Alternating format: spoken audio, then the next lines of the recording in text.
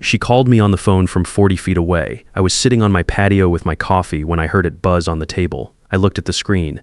Sandra. I looked up at the ceiling of the lower level, which was also the floor of the kitchen directly above me where I could hear her moving around. I picked up. She asked if I had time to talk that evening. That phrasing stayed with me all day. My name is Gerald Holloway. I'm 67 years old. I spent 30 years as an operations manager for a logistics company in Dayton, Ohio, retired in 2018. My wife Carolyn and I had no children. We had each other a 3-bedroom house on Clover Street and a plan to spend our retirement seeing the places we'd talked about for decades. Carolyn was diagnosed with pancreatic cancer in April 2019. She was gone by June, 6 weeks from diagnosis to gone. 41 years of marriage, and then she wasn't in the house anymore. The place felt enormous, not because it was big, it was a modest house, same one we'd bought in 1994. It felt enormous because she wasn't in it.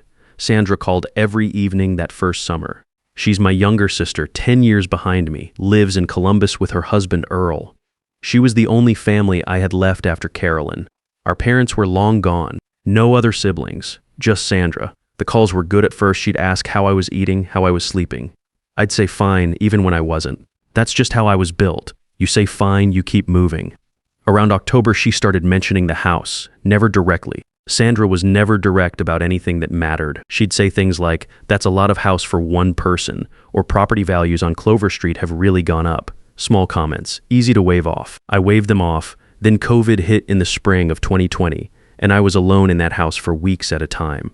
My neighbor Floyd would wave from across the street sometimes. My phone didn't ring much. I watched the news until 2 in the morning and ate soup from a can and thought about Carolyn more than was probably good for me. Sandra called in April and said, "Come stay with us. We have the whole lower level. Private entrance, full bathroom, your own space." "Please, Gerald." I thought about it for 3 weeks. Made a list, which Carolyn always said was how I avoided making decisions. I looked at the list for a long time. Then I packed a bag and drove to Columbus. That first summer was genuinely good, and I want to say that clearly, because it matters to everything that came after. Sandra cooked on weeknights. Earl and I watched football on Sundays for the first time in years. The lower level was exactly what she'd described. Quiet, private, its own entrance. I kept my own hours. I felt like I was part of something again instead of rattling around by myself in Dayton. Sandra mentioned in August that I should think about selling the Clover Street house. The market was up, she said. Holding an empty house was expensive when you factored in taxes, insurance, upkeep. She wasn't wrong about any of it. I listed the house in October. It sold in 11 days. After the mortgage payoff, the realtor fees, and the repairs I'd made before listing, I cleared $240,000. I put it in my savings account. That was mine. That was Carolyn's and mine. Everything we had built together over 4 decades. I didn't spend it, I didn't touch it, I just let it sit there. Things shifted in February of the following year. Sandra and Earl sat down with me one evening after dinner. They had that energy couples have when they've rehearsed something. They were looking at a bigger house in a better school district for Earl's kids from his first marriage. They were about $30,000 short of what they needed to feel comfortable. They weren't asking, Sandra said, just being transparent, because family doesn't keep secrets. Earl shook my hand. Sandra said I was the most generous man she'd ever known. I gave them $30,000, said it was a gift, not a loan. I meant it at the time. They found a house in Westerville, beautiful neighborhood, 4 bedrooms, a real backyard. The lower level at the new place was actually nicer than the previous one. Walkout unit with a patio where I could sit with my coffee in the mornings. I was contributing. I want to be clear about that. I wasn't sitting there with my hand out waiting for something. I bought groceries twice a week. Good groceries, the kind that stocked a full kitchen. I picked up Earl's kids from school 3 days a week because Sandra's hours at her marketing job had gotten longer and Earl's commute was unpredictable.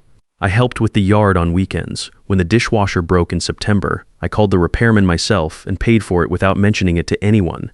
Sandra set up a shared household account in March and said it was more efficient. She could order everything together, save on trips. It made sense on paper. I transferred $500 a month into the account for groceries. I started covering utilities in November, $300 a month, which became $400 when I offered to add cable and internet since I used it as much as anyone. By spring, I was contributing close to $900 a month in cash. That number doesn't include the school pickups, the yard work, the appliance repairs, the kids' sports fees, birthday presents, Christmas, and the backyard swing set I bought in August because they'd mentioned the kids wanted one. I thought we had an understanding. I thought I was earning my place. Sandra called me 3 more times that week. I didn't pick up the first two. The third time I answered because it was 7 in the morning and something in me still hadn't fully let go of the idea that she might just be my sister calling to talk. She wasn't. She said she'd been thinking about our conversation and she wanted me to understand that the $1,000 wasn't about the money. It was about fairness, she said, about everyone contributing proportionally. She used the word proportionally. I remember that because Sandra worked in marketing and she always chose words the way other people choose clothes, carefully, for the effect they'd have on someone else. I said I understood what she meant. She said she was glad. Then she asked if I'd thought about a start date. I said I was still working through some things. She said, "Of course, take your time." And she sounded warm when she said it. That was always the part that got me. She could sound warm the way a kitchen can feel warm, right before you realize the oven's been left on. I hung up and sat at the little table in my lower level with a legal pad and wrote down every number I could remember. Then I went back through my bank statements online and wrote down the rest. It took about 2 hours. When I was done, I had 3 pages of figures going back 14 months. $500 a month for groceries, $400 for utilities and internet.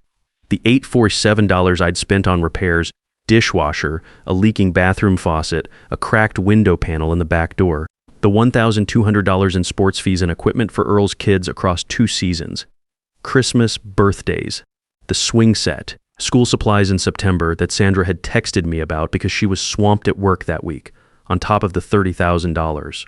I added it up 3 times because I didn't want to be wrong about it. I wasn't wrong. Between $22,000 and $25,000 in 14 months, plus childcare 3 days every week, which I didn't count because I genuinely loved picking up those kids and I didn't want to put a dollar amount on that. But if I had, it would have added another $8,000 to $110,000. I called Philip that afternoon. Philip told me to keep documenting and keep my behavior exactly the same. Don't pull back. Don't get cold. Don't give Sandra anything to point to later as a change in the relationship dynamic. He said it the way lawyers say things: clean, no drama. I did exactly that. I bought groceries on Thursday like always. I picked up the kids on Tuesday, Wednesday, and Thursday. I waved to Earl in the driveway on Saturday morning. I had coffee at the kitchen counter some mornings when Sandra was there and we talked about nothing important. She seemed relaxed. She seemed like a woman who believed things were moving in the direction she wanted. I was taking notes the whole time. What I had not yet told Philip about was the email. I'd found it 4 days after the ultimatum conversation, sitting at my laptop looking for an old insurance document. It was in a folder of forwarded family emails from years back. Sandra had looped me into a chain about a family gathering and I'd saved the thread without ever cleaning it out. The original message in the chain was from Sandra to Earl, January 2019, 3 months before Carolyn was diagnosed. The subject line was lower level renovation. Thoughts? She wrote that if they finished the lower level properly, they'd have options: rent it out or have a family member use it.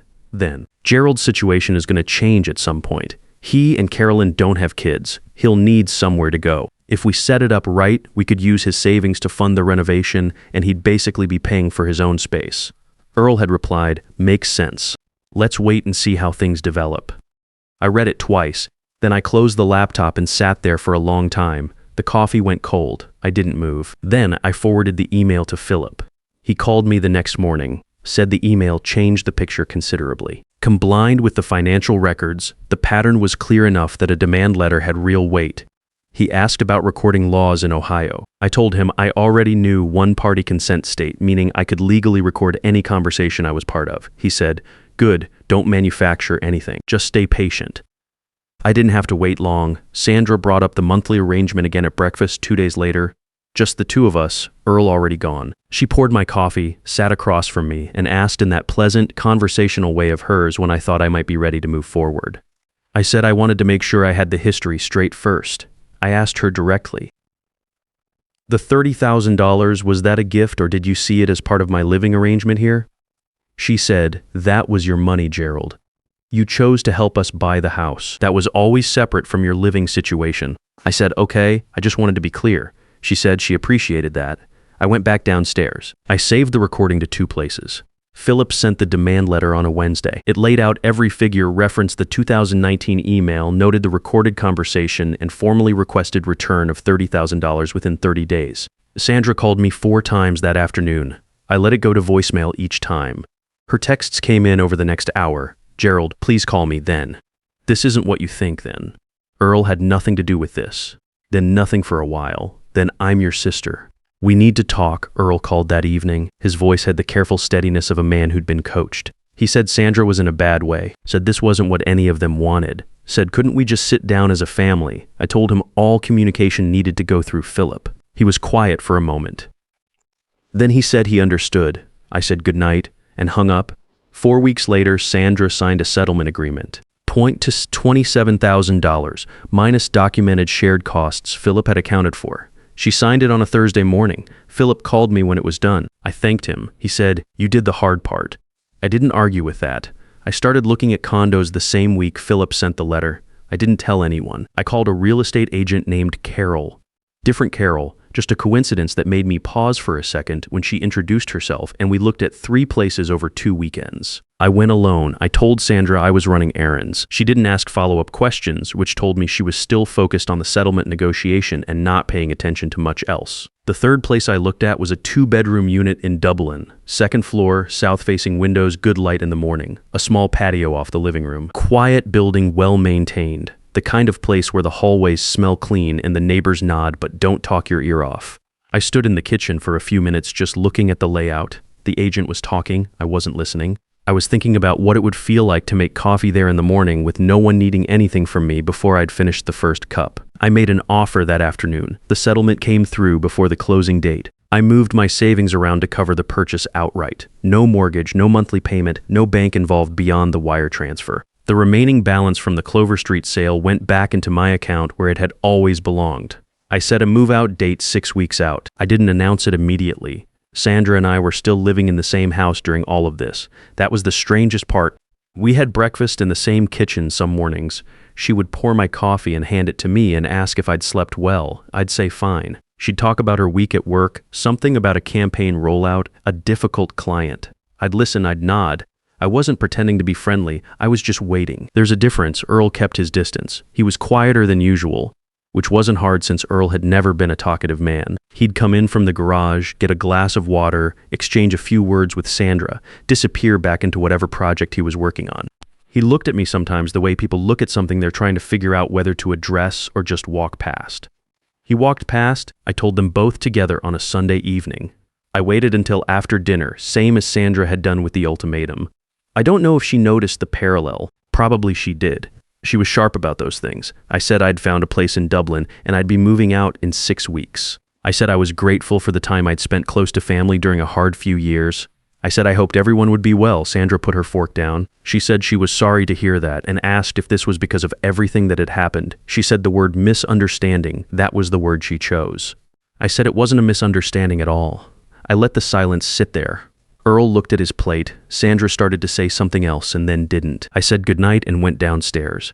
The 6 weeks were polite and strange. Sandra was cordial. She didn't bring up money again, didn't reference the settlement, didn't try to revisit anything. She was pleasant the way a person is pleasant when they've calculated that pleasantness is the best remaining option. Earl found me in the backyard one Saturday morning while I was drinking coffee on my patio. He sat down in the other chair without asking, which I didn't mind. We sat there for a few minutes without saying much. He asked how the new place looked. I said it was good. He nodded. He said he was sorry things had gone the way they did. He said it quietly, without the coached steadiness from the phone call weeks earlier. It sounded more like the real thing. I said I appreciated that. I didn't say anything else, and neither did he.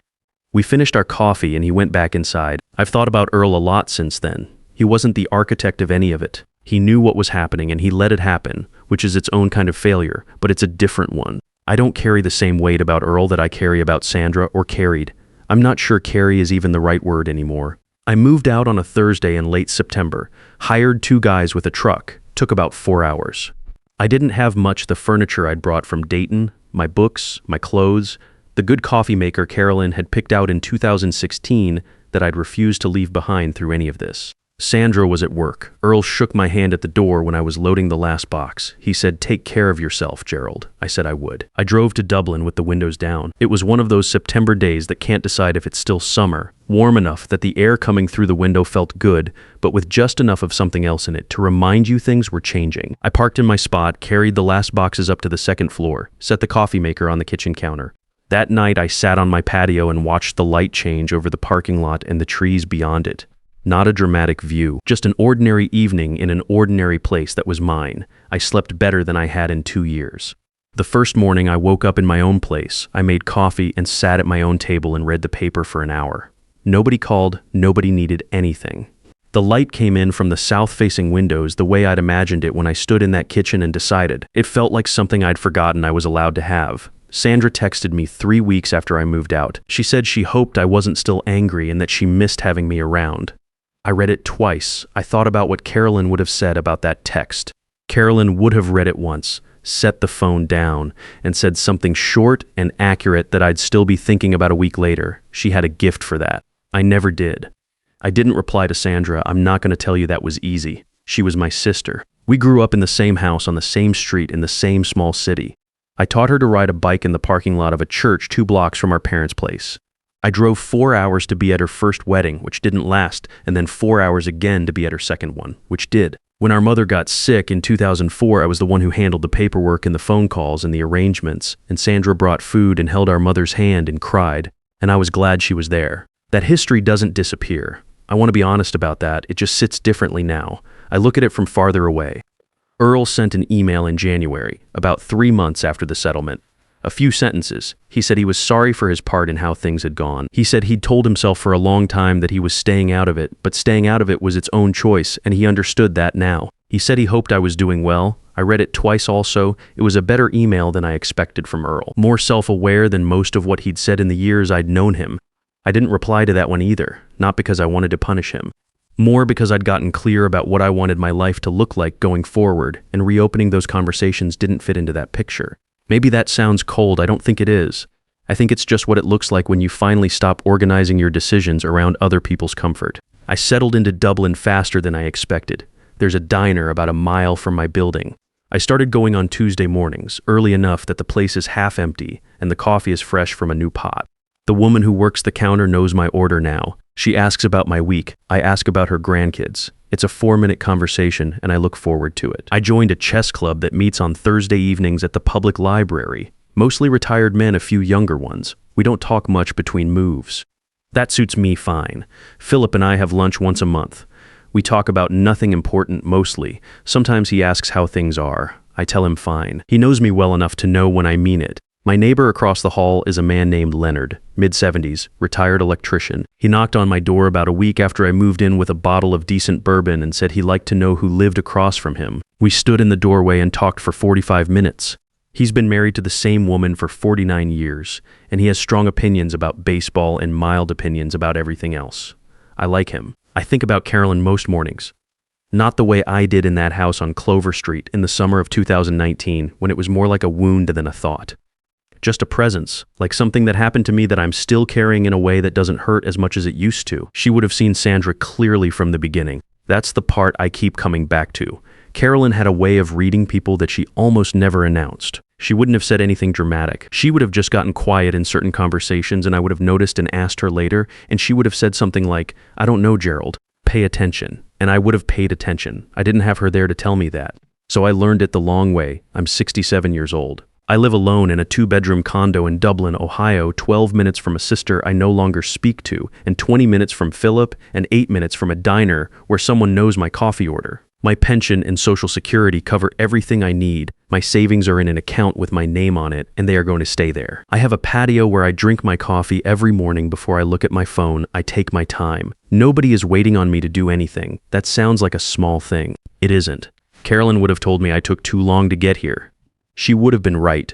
She usually was. If you're watching this and something in it feels familiar, the slow pressure, the reasonable requests that kept coming, the sense that you were giving and somehow still falling short, I want you to hear this clearly. You are not obligated to fund someone else's life at the cost of your own. Not for family, not for anyone. The people who love you don't need to drain you to prove it. And the moment someone tells you that your home, your savings, your security are negotiable, that's not a conversation about fairness. That's a test of whether you know what you're worth. I hope you do. I hope it doesn't take you as long as it took me to act on it. If this story hit close to home, leave a comment below. You're not the only one who's been there.